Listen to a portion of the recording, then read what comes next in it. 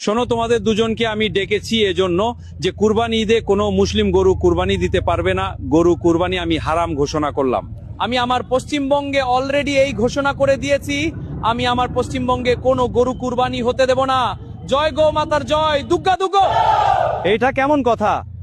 মুসলিমরা কুরবানি ঈদে কুরবানি দেবে, আমরা কেন বাধা দেব? তারা তো পুজোর সময় কোনো বাধা দেয় না। দাদা বাবু, আমি যদি এই কোরবানিতে গরু বিক্রি করতে না পারি তাহলে আমার ব্যাংকের 5 লাখ টাকা কে শোধ করবে?